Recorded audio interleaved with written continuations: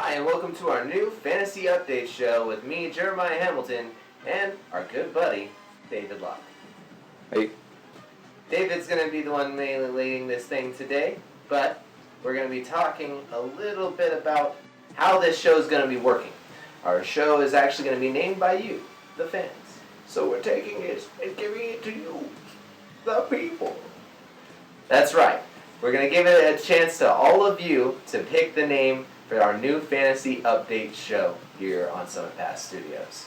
Now, you can do this by commenting it down below, and then if you like someone else's idea, give it a thumbs up so that we know to take that one into consideration. Also, if you haven't yet, subscribe to the channel and give us a thumbs up on this video. Now, David, you're going to go ahead and take us away with our Fantasy Update and what our topic of the day is. So today we're going to go ahead and talk about our top 10 rankings of quarterbacks, and this is all based off of fantasy. It's going to be standard scoring, and so for those who are not familiar with it or they're new to fantasy, it's going to be 1 point for every 25 passing yards. You get 4 points for every passing touchdown. You get 1 point for every 10 rushing yards, and then you get 6 points for a rushing touchdown. So all of our stats that I've compiled for us was from Pro Football Reference, and the average draft positioning was from Fantasy Football Calculator. So these are not my numbers that I've compiled or I kept throughout the season. So if they're a little off, I'm sorry. But we're going to be treating this as if it was a 12-team league, which is becoming more and more standard. I think we're going away from the 10-team league as we kind of develop more. So when I say that they are picked in the 4th round, for example, that isn't with 12 teams, not 10. So if it was 10, you would just pick them a little bit sooner, kind of stuff like that. So today, we're going to go ahead and start off the show with our first quarterback on the list, which is none other than Aaron Rodgers, quarterback Green Bay Packers. This guy has been phenomenal as soon as he became the starter in Green Bay. He's lit it up every single year. I don't think I have to convince you of why he's number one, but just in case you're not sure, let me go ahead and give you some numbers, okay? Yes, he was injured this past year, but let's look at the last couple of years, right? So 2 years ago, 2015, finished 31 touchdowns, 3,821 yards, completion percentage of 60.7. Going into 2016, he had 40 touchdowns, 65% completion percentage with 4,428 passing yards. So it went up from the year before. Last year, 16 touchdowns, completed 64% of his passes, 1,675 passing yards. So he was already doing a good job this year before he got hurt. He's being drafted on average at number 26, which for the 12 teams, that's the beginning of the 3rd round. But I think that number is actually going to go up. I think as we get closer to draft day, I think people are going to be picking him more to the 4th round maybe, only because you're going to start to see the value of some of these other quarterbacks. You don't have to reach on a guy like Aaron Rodgers in the 4th when you can go get a Larry Fitzgerald or what have you. He averaged over the course of the 3 years that he's played 20.9 yards per game fantasy-wise. This guy's a stud. He's being picked first in every draft that I've seen. Yes, he's 34 years old, but you look at a guy like Tom Brady, Drew Brees, who have been doing it for so long, it doesn't matter. He has lost Jordy Nelson in the offseason to free agency to the Oakland Raiders, as we know. But Davante Adams is primed to take that role as the number 1 receiver. They drafted 3 receivers this past year, and with Equanimeous St. Brown, I believe, in the 5th, very polarizing player. I think he's going to be a good value. And they got Jimmy Graham in the offseason from free agency. So they've got the weapons that they need. They've got multiple running backs. He's going to be locked and loaded as the number 1 quarterback. Let's go ahead and move on to number 2, which is going to be Russell Wilson. He's being picked 3rd quarterback overall. Average draft position 47th, middle of the 4th round. This guy is a stud last year, and I think he's only going to get better due to the transactions of this offseason. He threw 3,983 passing yards this past year, which ranked 9th. 34 touchdowns, ranked number 1 of all. Only 11 touchdowns, which I think for the volume he was passing, I think that's pretty good. But the upside for this guy is actually his rushing. 586 rushing yards, 3 touchdowns on the ground, but he attempted 95 rushing attempts. So for him to be attempting that many times, I think that's going to show a lot of value for him. You know, he's going to have a high floor and an even higher ceiling. I think he's going to be locked and loaded at number 2. I feel comfortable drafting him. A lot of people last year didn't like him because, like for myself last year, I drafted him in I think the 4th round or 5th round, and he did solid in the back half of the year. He really produced to upscale his rank to number 1. He started off kind of soft, but I think throughout the course of the season he really turned it on. He did lose Paul Richardson in free agency, and he lost Jimmy Graham. Jimmy Graham was only a touchdown magnet. He wasn't getting a lot of volume in between the 20s. Richardson was good, don't get me wrong, a vertical threat. But Tyler Lockett's no slouch. And they drafted Rashad Penny in the 1st round. So it's going to solidify the offense, make it more balanced. And the thing that really is going to boost him up, losing Richard Sherman, they have lots of question marks in regards to the safety position. They're going to be passing the ball a lot, even with that mix attack, so it's going to open up value for his ceiling to even go through the roof from what it was. Now, with Penny though, you think that because he's a rookie running back and he's not going to be accepting a great big role this year, that, you know, maybe Russell's actually going to have an even bigger year this year because he's even more the focal point? I think that's a possibility. They did say that Penny is a 3-down back, but I think that's out of necessity. I'm not a big fan of Rashad Penny, to be honest with you, but I think the running backs they have on that roster are just not very good. So it's going to force him into that role. I'm projecting a lot of draws and screens out of him, maybe rushes on early downs. But I think they're going to be in the position throughout the game where the game script is going to force Russell Wilson to have to make the plays in order for them to win these games that they're going to have to down the stretch. So that's why I got him at number 2. I probably would draft him in, say, the 5th round, 6th round. I think that would be a fair time to pick him. He will go earlier than that, I think, but I just think people are going to reach on him. Same thing with Aaron Rodgers. I think drafting him in the 4th or the 5th would be strong, but I don't think he'll actually be there. You're going to have to reach to get a guy like Aaron Rodgers or Russell Wilson. I don't think either of these guys are honestly going to be on my rosters this coming season. I think there's only we're going to get to the point of where I think we're actually going to see people that I'm going to be drafting myself.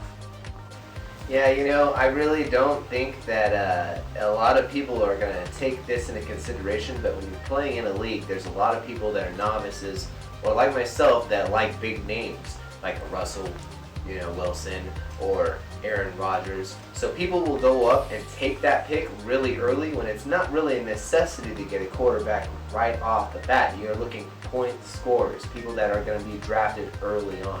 So without further ado, David, what do you think is the next quarterback on the list?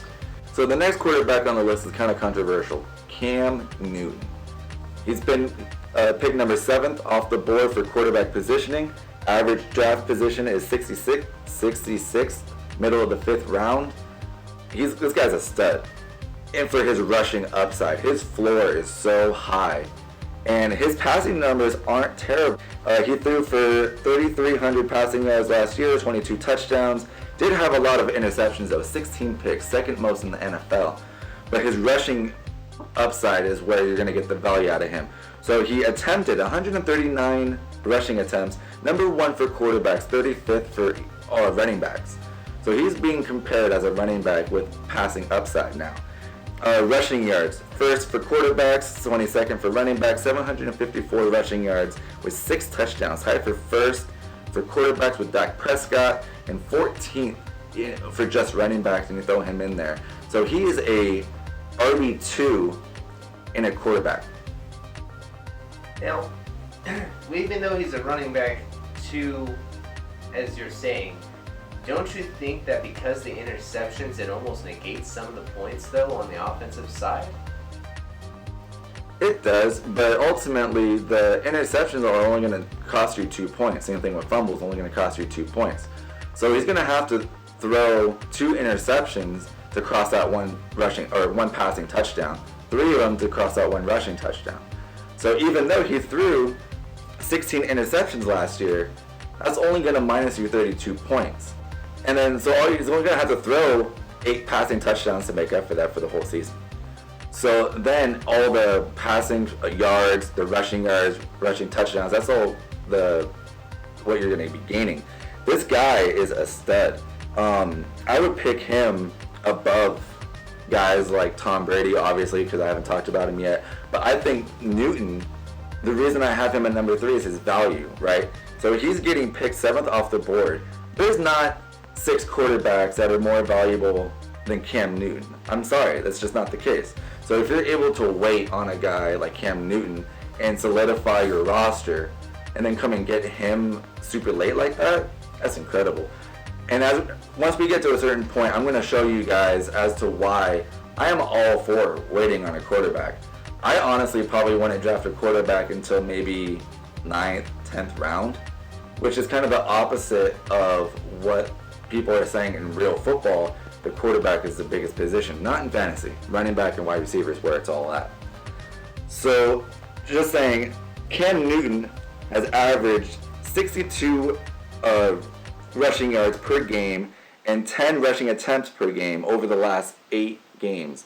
He started off with a hurt shoulder, so then he's going to start off slow. He gets healthy, and then he's just going to destroy rushing-wise, not to mention the passing. So he's got a tremendous season in the last half of it. I think it's going to carry over into the next year. And speaking of carrying over, let's go ahead and head into the next guy, which is Tom Brady. Tom Brady is the 4th quarterback off the board. He's the 4th quarterback on my list.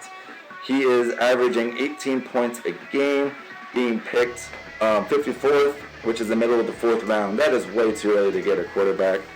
But let's go ahead and look at this guy, right? He attempted the most passes in the league with 581 attempts, 2nd most completions, 5th in passing completion percentage, 1st most passing yards, 45.77, 3rd most passing touchdowns, 32, only 8 interceptions.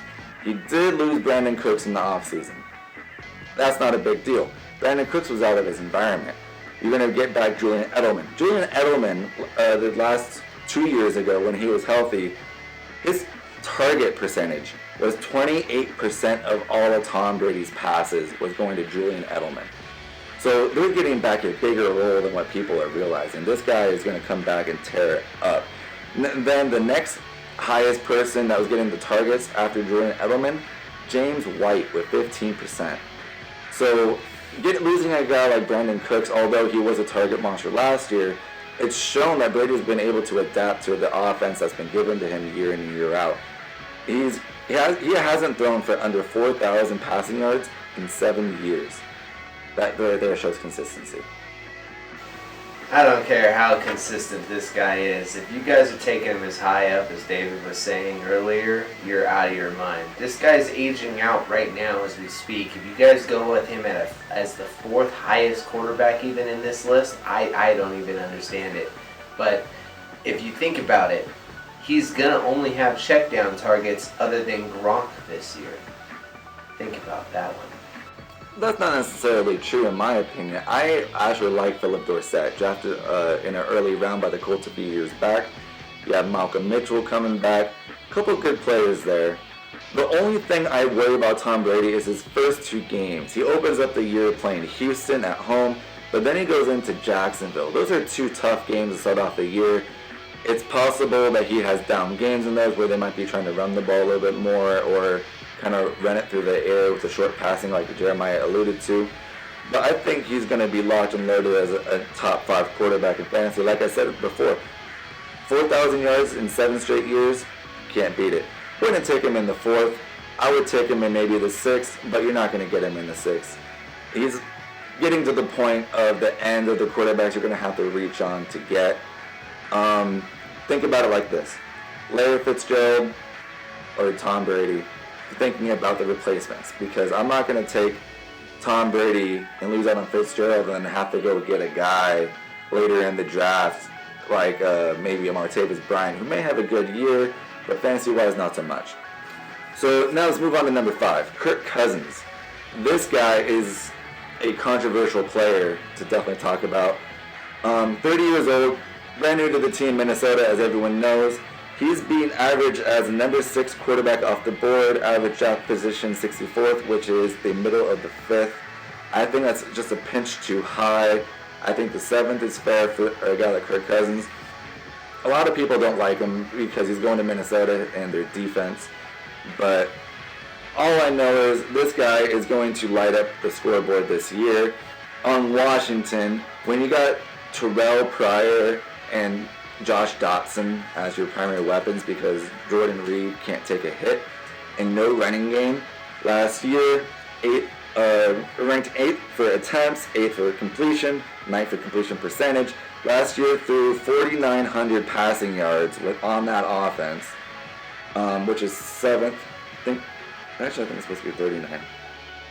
Yes, 3,900 passing yards on that offense. 27 touchdowns, which ranked 8th, tied for 7th with 13 interceptions. That's a lot of interceptions, but that's also forcing the ball to bad weapons.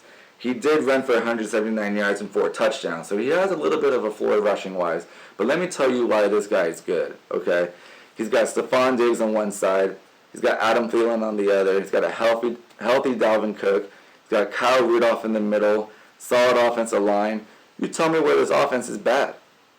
This guy's going to kill it.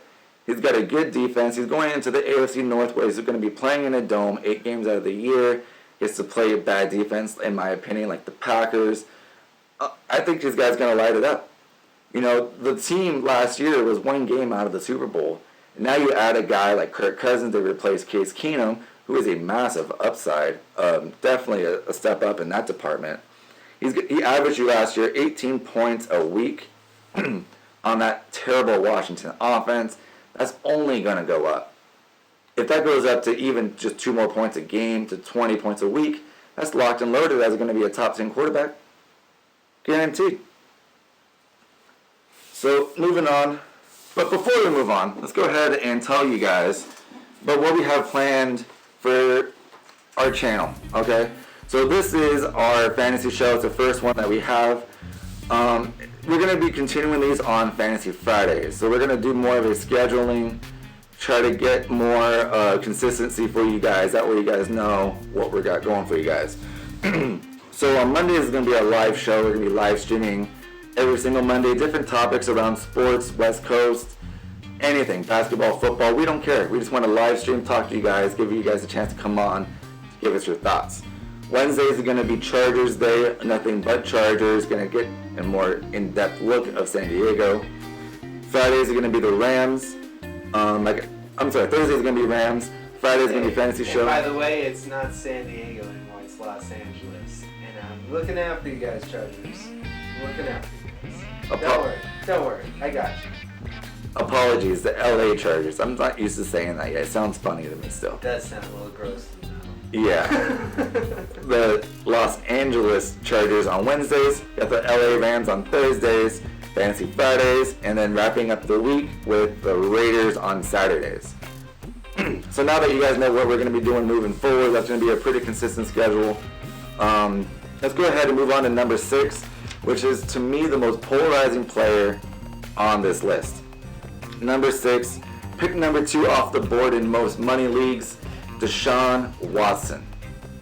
This guy last year was unbelievable in the 6.5 games he played. Didn't start the year. He actually came in to start the second half of week 1. But this guy last year, 6.5 games, right? 1,699 passing yards, 19 touchdowns, 8 picks, just under 300 rushing yards, 2 rushing touchdowns, and 3 fumbles. In case you guys are unaware, that's the first 2 games he started did not do very well. That Thursday night game against the Bengals, that game he came in the second half, didn't do very well. But when you look at the course of the last 5 weeks he played, he averaged you 22 points per week. He was on pace for just those 5 games, if you stretch it out over 16, on pace for 51 passing touchdowns, 4,350 passing yards. That is Hall of Fame numbers if you can do that over the course of your career. There's no way he can continue doing that. He had an unbelievable stretch, don't get me wrong, but consistency-wise, there's no way. But even if you were to take 80% of those, which is, I think, feasible, 41 passing touchdowns, 3,480 passing yards. Even though he's considered a mobile quarterback, you're getting most of his points in the passing game. You're going to get a healthy Will Fuller, DeAndre Hopkins, you got Lamar Miller back. This team is going to be good, just not that good. There's no way he can do it over the course of 16. Plus, I was about to say about the last season and projecting his stats. One of the things I was noticing about his schedule is that at the end of the season, those last 4 games, those crucial games for fantasy, are Texans, San Francisco, Jaguars, and Steelers. So right when they're in the playoffs, right when you need him to be clutch, last year it would have been really rough even if he would have played those games. So there is that little bit of a watch out and checking out next season. Really, to look at it, they could have another really difficult season. They were one of the top teams in their division, so it makes it tougher when you're a number 2 seed and you only had a decent record. Yeah, and the thing about it also is he's being picked at the end of the 3rd round, average out position 35th. There's no way I'm taking him over a guy like Tyreek Hill or someone like that. My biggest thing in fantasy, and I literally live by this in DFS or season long, doesn't matter. You have to tell yourself it's not about what they've done, it's about what they're going to do. He's not going to do that over the course of 16 next year. I think the 80% mark, the 41 touchdown mark, sure. He's not going to throw for 50 touchdowns every year. Don't chase the points. Moving on to number 7. This is where we're actually getting into quarterbacks that may be on my roster. I'm not going to go ahead and reach for guys. Like I said, I'm drafting quarterbacks in the 10th round, 9th round, stuff like that. This is the guy I'm looking at. Matt Stafford, number 7 on my list. Average draft position is 111th, middle of the 9th round. Typically the 15th quarterback off the board. I've often seen him times go undrafted. Last year, threw for 4,400 passing yards, 29 touchdowns, 10 picks, and he did 98 rushing yards and 2 fumbles. So he's only going to be a passer for you. But last year, he had the number 4 wide receiver in football, Marvin Jones. He has Golden Tate. He had 17 points per week last year. He's got a nothing but upside. He's been solid every single year. He's gonna, and the thing about it, he opens up on Monday night, week 1 against the Jets, and then goes into San Francisco week 2.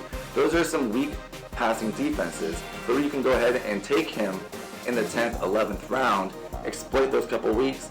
Then if he has a bad matchup, you can drop him. But that's the thing about these quarterbacks later on, is that you're going to go ahead and start getting into the streaming, where you take a guy for a couple weeks, you drop him, move on. But you want to go ahead and draft these guys in the beginning, because I like their value. And if they end up doing well with the high upside that they have, well, you just got to steal in the 10th round. So Matt Stafford locked and loaded at number 7. Moving into number 8, Carson Wentz. He lost Trey Burton, which is why I'm going to move him down a little bit. I like Trey Burton a lot. Zach Ertz, people love Zach Ertz. I don't know why. He's done the same thing he's done every single year for the last 3 years, 4 years, except for he had more touchdowns.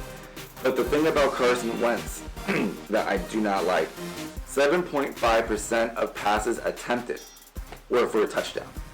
That number is ridiculously high. The next best in the league last year was Aaron Rodgers with 6.7, and he didn't even play a full season. So that shows you that he had off-the-charts numbers. 3,200 passing yards, just under 33. 33 touchdowns, 7 interceptions, 299 rushing yards, no rushing touchdowns, and fumbled the ball 5 times. The passing touchdowns are going to come down to earth, back to the mean. This guy has been picked in the end of the 5th round on average, 8th quarterback off the board. And he gained Mike Wallace, so he did get another weapon, but he's going to have to come down to earth a little bit with those passing touchdowns with that percentage-wise. He's throwing deep. No, I remember Nelson Aguilar with those deep plays. Not going to happen on a consistent basis.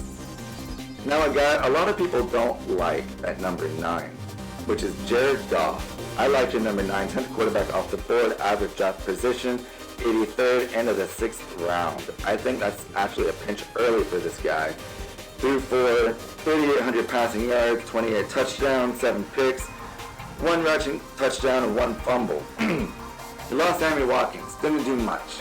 Bring in Brandon Cooks, who's going to fit the role a lot more. If you watched our Rams videos in the past, you've heard us talk about it.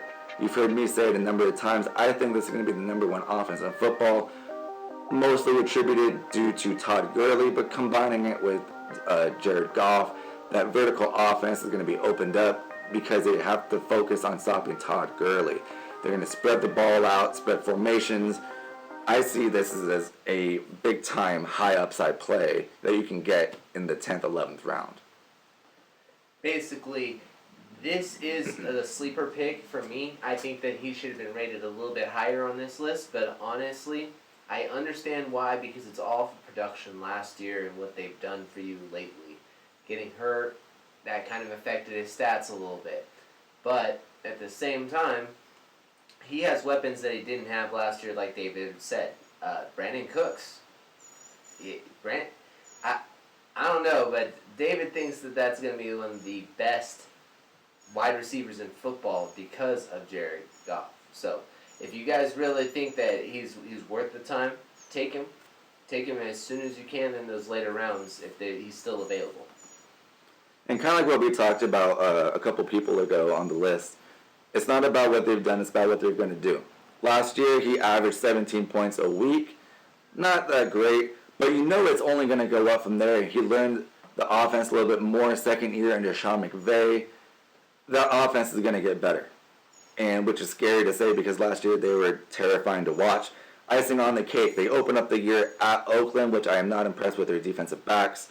Then they go at home against Arizona. They just lost Tyrann Mathieu. Patrick Peterson may have to lock down one of those receivers, but even if he does, you got Cooper Kupp and you got Robert Woods if he locks down Brandon Cooks. So I think that this is going to be nothing but high upside for you. Take a shot at him for the first couple weeks, and then after that, if you drop him, no big deal. You didn't invest a lot of capital into him in the draft. Okay, so the last one on the list is going to be Drew Brees. A lot of people like Drew Brees a lot.